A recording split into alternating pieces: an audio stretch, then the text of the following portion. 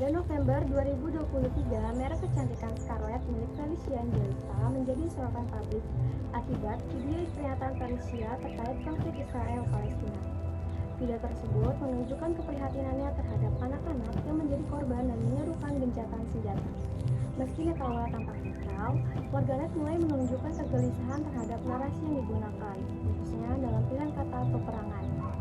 Pada tahap ini, isu masih dalam tahap potensial, belum viral namun mulai dibicarakan di lingkup kecil, terutama oleh netizen yang sensitif terhadap isu dan kemanusiaan dan Palestina. Setelah video tersebut diunggah, percakapan mulai meluas di media sosial.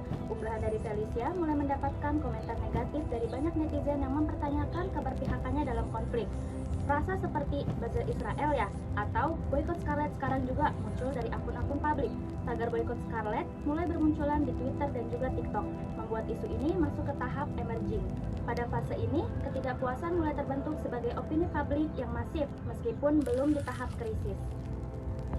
Isu Scarlett mencapai tahap aktual ketika perbincangan tentang brand ini menyebar luas ke berbagai platform media. Tagar boykot viral, komentar negatif membanjiri akun Instagram Felicia maupun Scarlett, dan forum diskusi ramai membahas isu ini.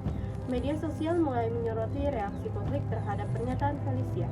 Reputasi Scarlett terancam karena sebagian besar konsumen muda sangat sensitif terhadap isu sosial dan kemanusiaan. Pada tahap ini, krisis komunikasi menjadi keniscayaan yang harus ditangani secara cepat dan tepat. Scarlett masuk ke fase krisis saat mulai terjadi gangguan terhadap persepsi publik dan kemungkinan penurunan loyalitas konsumen. Meski data pasti tidak rilis, terdapat dugaan dampak terhadap penjualan dan pengikut media sosial yang berkurang. Brand image Scarlett yang sebelumnya sangat kuat di pasar kecantikan Indonesia mulai tergerus. Respon negatif meluas dan publik mulai mempertanyakan nilai-nilai yang diusung merek ini. Pada tahap ini, brand harus mengambil langkah-langkah manajemen krisis untuk meredam kemarahan publik. Setelah berbagai upaya dilakukan, tensi isu mulai menurun. Scarlett merilis pernyataan resmi dan Felicia mengunggah 2 video klarifikasi di Instagram.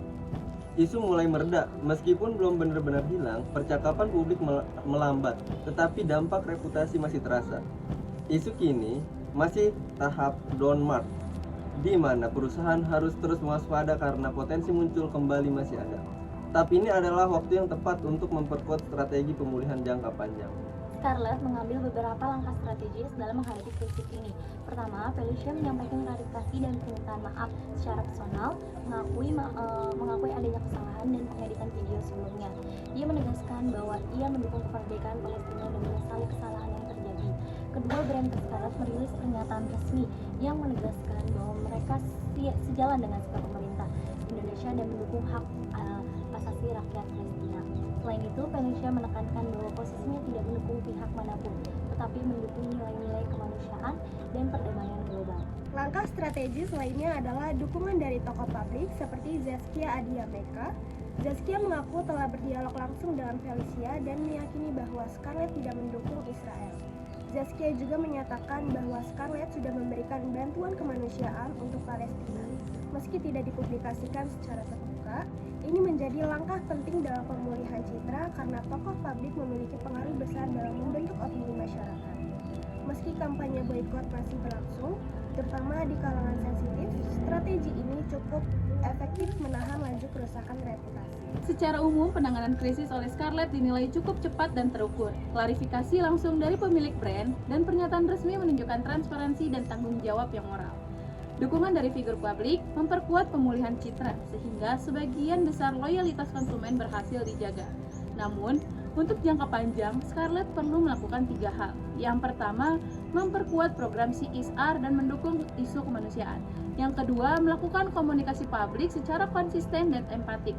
Dan yang ketiga, itu melakukan edukasi internal agar tim brand lebih sensitif terhadap isu sosial agar kejadian serupa tidak terulang di masa depan.